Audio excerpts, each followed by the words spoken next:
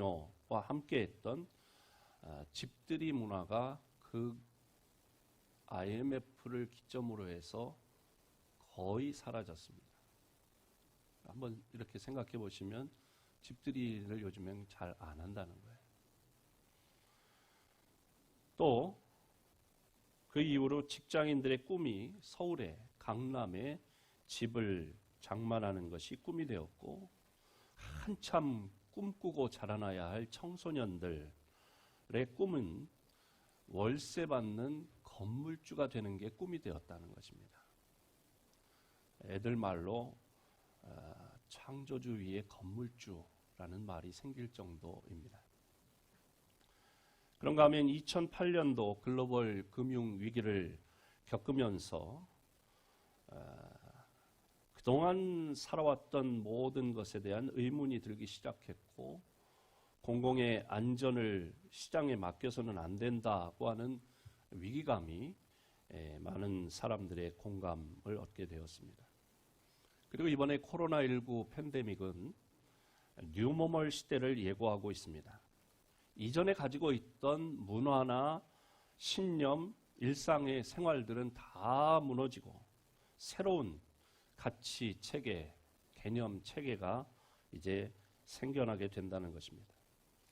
코로나19 사태를 겪으면서 치러진 선거를 통해서 60년대에 태어나서 80년대에 대학을 다니고 지금 50대를 살아가고 있는 586 세대들이 이제 우리 사회의 주류가 되어가고 있다는 것입니다. 또 코로나를 겪으면서 사회적인 거리두기, 또 마스크의 일상화, 재택근무, 온라인 강의가 일상이 되었습니다. 그래서 사람을 만나지 않고 물품을 구매하거나 서비스를 받는 언택트가 트렌드 용어가 되었습니다.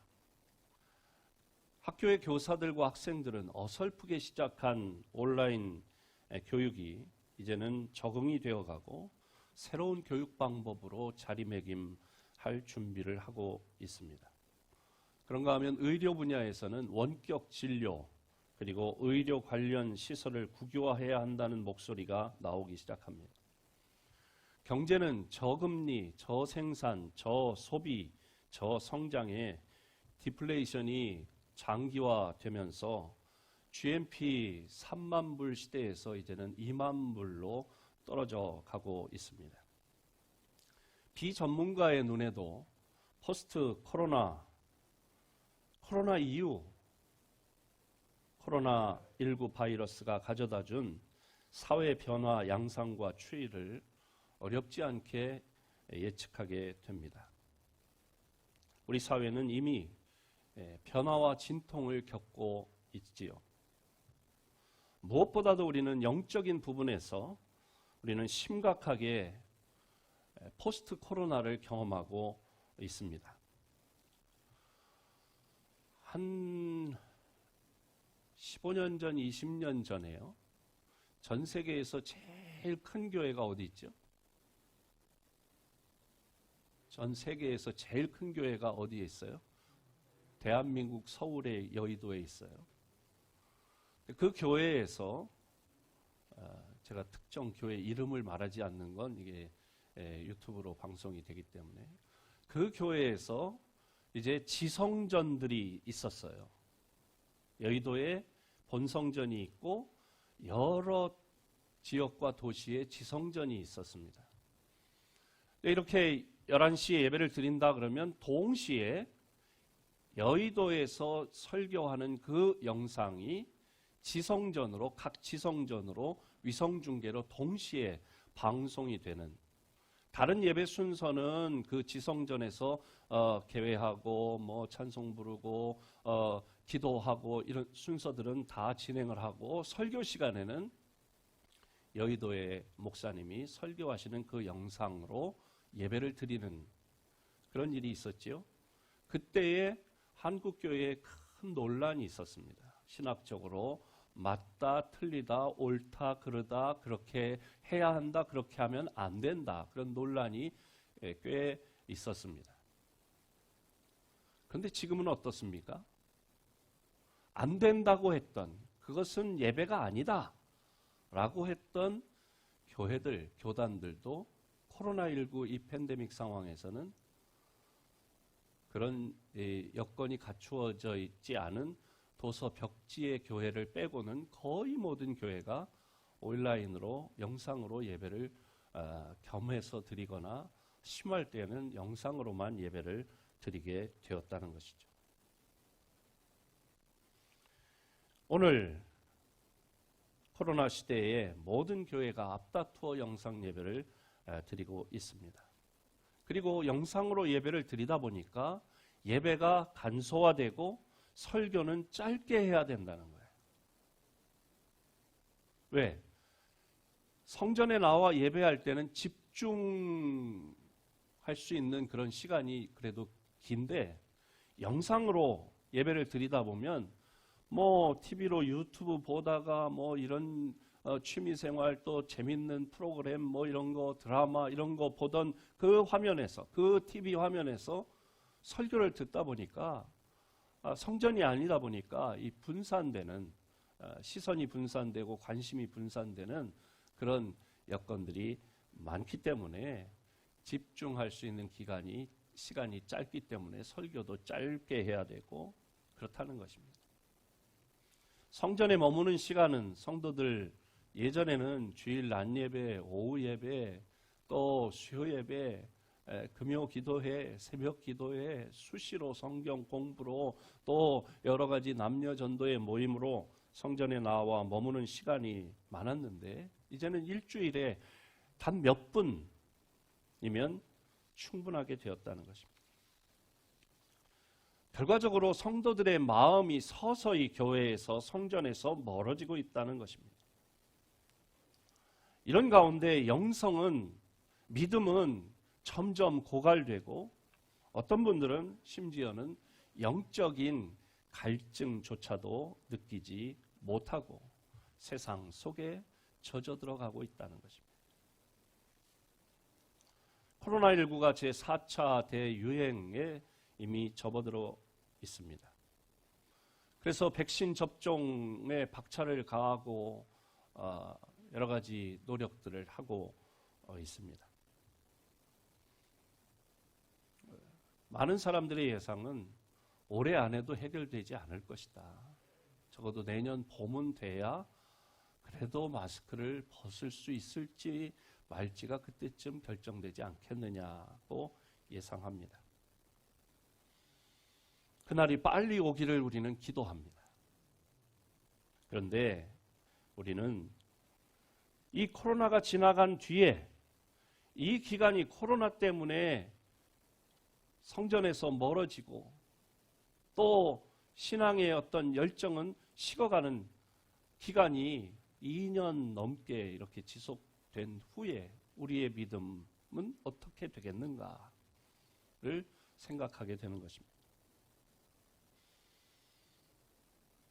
무엇보다 저는 우리 성도들의 영적인 삶을 관리하고 감독하고 인도하는 목회자로서 가장 우선순위로 우리의 영성, 우리의 믿음을 점검하지 않을 수 없는 것입니다.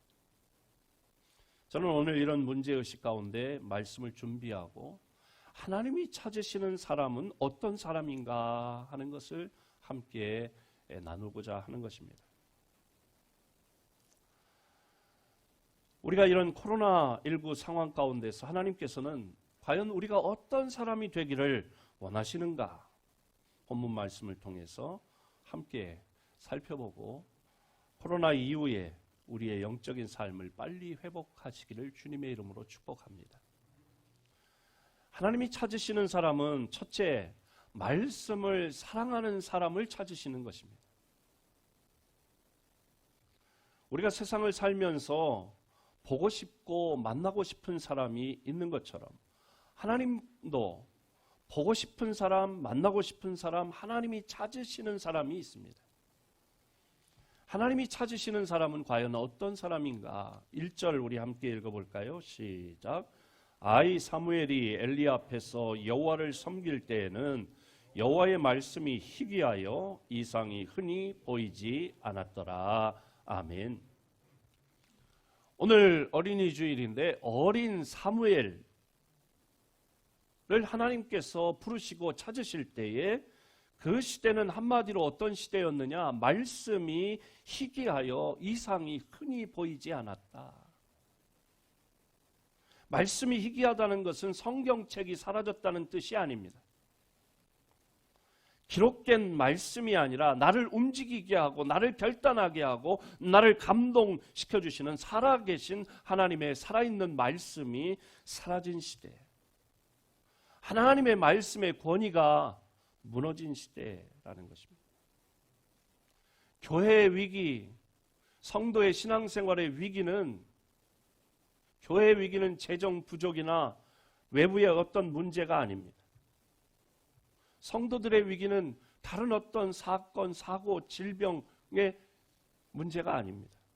진짜 위기는 성도들이 성경의 권위를, 하나님의 말씀인 성경의 권위를 인정하지 않고 하나님의 말씀을 무시하고 경시하는 태도를 가질 때 진짜 위기가 찾아오는 것이고, 그것이 위기입니다. 여러분, 하나님의 말씀을 무시하는 것이 얼마나 심각한 일인지 일예로 들어서 성경에 보면, 북왕국 이스라엘의 여로보암 왕은 백성들이 자꾸 예루살렘으로 제사하러 가는 게 못마땅했어요. 그러면 마음이 이 나라에서 저쪽으로 쏠리지 않겠느냐. 북이스라엘과 남유다로 나뉘어 있는 상황에서. 그러니까 여로보암이 하나님의 말씀은 무시하고 임의로 자기 생각대로 베델과 단의 제단을 만들고 그곳에다가 금송아지상을 두었습니다. 백성들에게 이제 말합니다. 이제 예루살렘으로 가서 제사하지 말고 이곳에서 하나님께 경배하라. 그런데 그렇게 하려고 하니까 문제가 있어요. 무슨 문제가 있느냐? 제사를 드리려면 제사장이 있어야 되는데 제사장이 없어요. 그러니까 제사장은 어떤 사람이 제사장이 되나요? 레위인, 아론의 자손들만 제사장이 될 수 있습니다. 그것이 성경의 하나님의 명령입니다. 그런데 그들을 구할 수가 없으니까, 데려올 수 없으니까 일반 백성 중에서 뽑아서 제사장을 세우게 되었다는 것입니다. 어떻게 그렇게 할 수 있었을까? 여로보암이 자기의 생각을 관철하기 위해, 자기의 욕심을 채우기 위해 하나님의 말씀을 무시하고 경시했기 때문입니다. 이 일이 별 문제 없이 지나가는 것처럼 보였지만 말씀의 권위가 사라진 이스라엘은 걷잡을 수 없이 타락해 갔습니다. 북왕국 말기의 이스라엘은 포도주를 절대로 금해야 하는 나시린에게 포도주를 마시게 하고, 하나님의 말씀을 예언하는 선지자들에게 하나님의 말씀을 예언하지 말라고, 듣기 싫다고 하는 지경까지 가게 되었습니다. 그래서 결국 이스라엘은 망합니다. 하나님의 말씀을 경시하는 그 끝은 언제나 망하는 것입니다. 지금 우리 시대가 영적으로 혼탁해지면서 반성경적인 가치들이 힘을 얻고 있습니다. 반성경적인 가치가 우리나라를 지금 흔들고 있습니다. 동성애, 동성혼, 제3의 성 등이 이슈가 되어가고 있습니다. 이런 시대의 교회의 입장은, 성도의 입장은 어떠해야 하는가? 간단합니다. 세상이 어떻게 그 가치가 변하더라도 성도들의 기준은, 가치 판단의 기준, 행동의 기준은 하나님의 말씀인 성경이 기준이 되어야 할 줄로 믿습니다. 성경을 캐논이라고 말합니다. 캐논이란 뜻은 기준이란 뜻입니다. 우리의 생각과 또 가치 판단, 행동의 기준, 이걸 할 건지 말 건지 기준이 바로 하나님의 말씀인 성경이 되어야 할 줄로 믿습니다. 코로나 극복은 의학으로 최첨단 과학으로 해야 하겠지요. 그런데 우리 성도들은 성경으로 돌아가야 할 줄로 믿습니다. 그래서 하나님의 말씀 성경을 주야로 묵상하고 그 가운데 기록된 대로 지켜 행할 때에 부족함이 없는 은혜, 차고 넘치는 복으로 함께 하시고 우리를 푸른 풀밭으로 맑은 잔잔한 시냇가로 우리들을 인도해 주실 줄로 믿습니다. 그래서 우리 성도들은 말씀으로 돌아가고 하나님은 말씀을 사랑하는 사람을 좋아하시고 그런 사람을 찾으시고 그런 사람을 보장해 주시고 복을 내려주시고 그리고 들어 사용하실 줄로 믿습니다. 두 번째로 하나님이 찾으시는 사람은 어떤 사람일까요? 기도의 사람입니다. 에스겔 선지자는 바벨론의 그발 강가에서 조국 이스라엘이 무너지고 하나님의 도성인 예루살렘 성이 파괴될 것이라고 예언하며 이렇게 한탄합니다. 에스겔서 22장 30절 31절 말씀을 함께 읽습니다. 시작.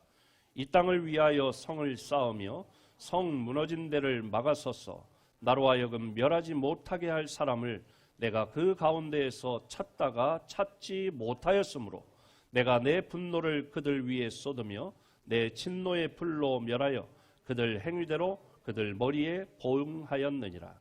주 여호와의 말씀이니라. 아멘. 한마디로 하나님께서 예루살렘을 멸하시기 전에 기도의 사람을 찾았는데 찾을 수 없었다는 거예요. 그래서 내 분노를 거기에 쏟아 부었다. 진노를 부었다.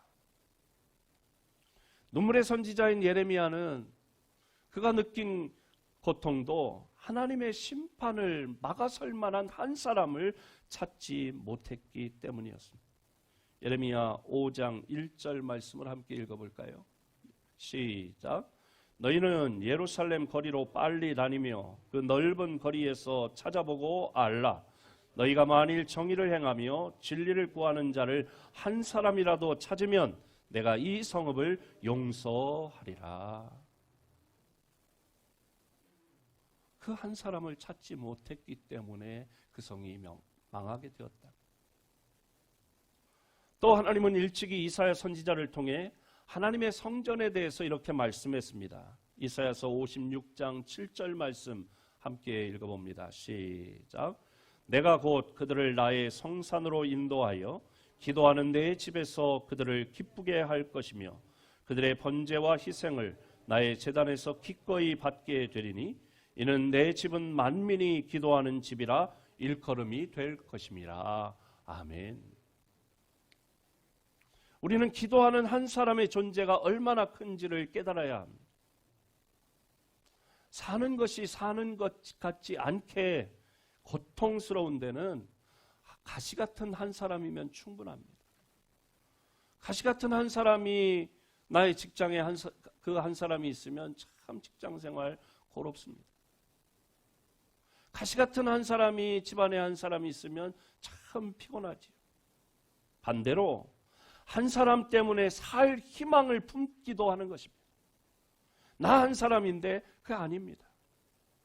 나 한 사람이면 내가 살면 나라가 살고 나 한 사람이 무너지면 나라가 무너지고 나 한 사람이 살면 우리 가정이 살고 나 한 사람이 무너지면 우리 가정이 무너지고 한 사람 기도하는 엄마가 있으면 그 자녀들은 잘 되는 줄로 믿습니다. 코로나19가 한 사람으로부터 수많은 사람에게 전파되듯이 한 사람 때문에 나라가 타락할 수도 있고 한 사람 때문에 나라가 살 수도 있습니다. 하나님은 성전에서 기도하는 한 사람을 찾으십니다. 집에서 기도하는 한 사람을 찾으십니다. 나라를 위해 기도하는 한 사람을 찾으십니다. 기도하는 한 사람이 있는 가정은 잘 될 것입니다. 기도하는 한 사람이 있는 나라는 살아날 것입니다. 기도하는 한 사람이 있는 그 교회가 부흥하게 될 줄로 믿습니다. 한 사람, 기도하는 한 사람, 하나님이 찾으시는 사람, 바로 여러분이 되시기를 바랍니다. 세 번째로 하나님이 찾으시는 사람은 참된 예배자를 찾으십니다. 사무엘은 어렸습니다. 어린 사무엘은 늘 성전에 머물렀습니다. 그리고 그런 사무엘을 보고 성경은 이렇게 말하지요. 1절 앞부분을 다시 한번 읽어보겠습니다. 시작. 아이 사무엘이 엘리 앞에서 여호와를 섬길 때에는 아멘. 엘리는 그 당시 대제사장이었습니다. 사무엘은 대제사장 앞에서 늘 하나님을 섬겼던 사람입니다. 어린 시절부터 주의 종 엘리 제사장 밑에서 하나님을 예배하고 성전에서 기도하고 봉사하고 섬기는 일을 힘썼습니다. 예전에 우리가 택시를 타거나 버스를 타면 기사님 앞에 있는 백미러 바로 이 옆 부분에 이렇게 손을 모고 기도하는 그런 걸 보신 적 있죠? 그게 남자예요, 여자예요? 여자아이예요. 여자처럼 생긴 남자예요. 그게 사무엘이에요. 꼭 여자처럼 예쁘게 아주 그렇게 그려놨는데 그게 사무엘. 오늘도 무사히 그 글자가 써 있었잖아요. 사무엘은 늘 성전에서 어렸을 때부터 젖되고 나서 엄마가 사무엘의 엄마가 누구예요? 한나. 그렇게 하나님께 기도해서 응답받아 낳은 어렵사리 낳은 그 아들을 젖되자마자 하나님께 서원한 대로 엘리 제사장에게 성전에 바쳤어요. 주의 종으로 키우기 위해서. 그러니까 어린 사무엘 어렸을 때부터 성전에서 기도하며 하나님께 예배하며 그렇게 자라났던 것입니다. 그는 뼛속 깊이 예배자였습니다. 그는 뼛속 깊이 기도하는 사람이었어요. 이스라엘이 범죄, 나중에 이제 사무엘이 선지자가 되고 나서 이스라엘이 범죄하여 블레셋에게 괴롭힘을 당할 때 그는 모든 백성들을 미스바 광장으로 모이게 하고 하루 종일 금식하며 회개하고 하나님 앞에 예배했습니다. 그리고 번제를 드리고 하나님의 응답을 받고 민족을 위기에서 구원해냈습니다. 요한복음 4장 23절 24절에 예수님은 우리에게 이렇게 말씀하십니다. 함께 읽습니다. 아버지께 참되게 예배하는 자들은 영과 진리로 예배할 때가 오나니 곧 이때라. 아버지께서는 자기에게 이렇게 예배하는 자들을 찾으시느니라. 하나님은 영이시니 예배하는 자가 영과 진리로 예배할지니라. 아멘. 코로나 때문에 집에서 지금도 영상 예배를 드리시는 분들, 영상 예배조차 드리지 않는 분들보다 훌륭합니다. 그렇게 하셔야 되겠습니다. 그런데 우리가 성전에 나와 예배 드리는 것과 영상 예배를 드리는 것은 느낌이 달라요. 이렇게 코로나 때문에 집에서 영상 예배를 드리고 혼자 기도하고 혼자 말씀을 보니까 막 성령이 충만해지시는가요? 아무래도 조금 감이 달라요. 자가 발전은 한계가 있습니다. 장작도 모아서 태워야 활활 타오를 수 있어요. 티끌도 모아야 태산을 만들 수 있습니다. 성전에 함께 모여 기도의 발전기를 돌리고 찬양의 발전기를 돌리고 예배의 발전기를 돌릴 그날이 속히 임하기를 간절히 소원합니다. 우리 예배가 회복되기를 기도하십시다. 우리가 그동안 일상적으로 드렸던 예배가 얼마나 귀했던가 하는 것을 피부로 느끼고 있지 않습니까? 신령과 진정으로 드리는 예배자로 우리가 다시 한번 하나님 앞에 바로 설 수 있기를 바랍니다. 영상으로 예배하시는 우리 성도들, 영상으로 성전에서 개인적인 기저질환이나 또 여러 가지 이유 때문에 직장에서 예배 교회 가는 걸 막기 때문에 그렇게 할 수밖에 없는 여건을 이해합니다. 그러나 집에서 영상으로 예배할 때에도 우리의 마음 자세가 영과 진리로 참된 예배자로 우리가 예배를 드려야 할 것입니다. 옷도요, 성전에 나와 예배 드릴 때처럼 옷을 그 시간에는 좀 갈아입으시는 것도 좋아요. 왜? 그 자세, 태도를 주님 보시니까.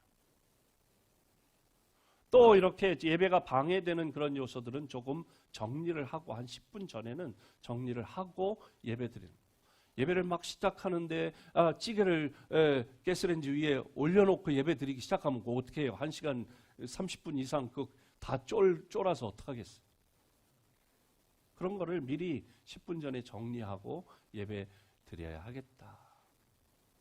어느 교회는 제가 유튜브로 다른 교회 예배도 제가 참고 삼아 유튜브로 들어가 보니까 예배 전에 보니까 이제 자막에 유튜브 영상에 예배 이런 자세로 복장과 이런 거는 이렇게 하세요. 또 주변 정리는 이렇게 하세요. 헌금은 또 이렇게 해서 드리세요. 하는 그런 내용들을 자막으로 다 예배 전에 한 10분 전에 그런 자막으로 이렇게 스팟으로 이렇게 계속 띄우는 걸 제가 봤어요. 그래서 우리가 영상으로 예배 드리더라도 영상으로 예배 드리는 예배는 예배가 아니다. 이건 아니에요. 영상으로 드릴 수밖에 없는 여건이 주어질 때는 그렇게 드려야 되겠죠. 그러나 자세, 성전에 나와 예배 드려도 마찬가지입니다. 성전에 나와 예배 드리지만 자세가 안 돼 있다. 그러면 그 예배를 하나님이 기쁘게 받으시지 않을 거예요. 영과 진리로 하나님 기뻐하시는 참된 예배자로 우리가 설 수 있기를 바랍니다. 말씀과 기도와 예배는 우리의 영적인 삶에 친숙한 단어들입니다. 왜? 그것이 기본이기 때문입니다. 코로나19 상황에서 하나님의 말씀을 더 사모하시고 하나님께 기도하는 시간을 더 153 기도로 늘려가시고 영상으로 드리든지 성전에 나와서 예배 드리든지 하나님께 예배하는 것을 사모하시는 가운데 하나님이 찾으시는 사람이 되어 하나님이 올 한 해 우리 교회 표어가 하나님께 가까이함이 내게 복이라. 어떻게 가까이 할 수 있습니까? 말씀으로 가까이하고 기도함으로 가까이하고 예배함으로 하나님께 가까이하여 하나님 주시는 은혜와 복을 듬뿍 받아 누리는 복된 성도들이 되시기를 주님의 이름으로 축복합니다. 하나님 감사합니다. 하나님이 찾으시는 말씀의 사람이 되게 하여 주옵소서. 하나님께서 찾으시는 기도의 사람 한 사람이 되게 하여 주옵소서. 하나님이 찾으시는 참된 예배자를 삼아 주옵소서. 예수님의 이름으로 기도하옵나이다. 아멘. 다 자리에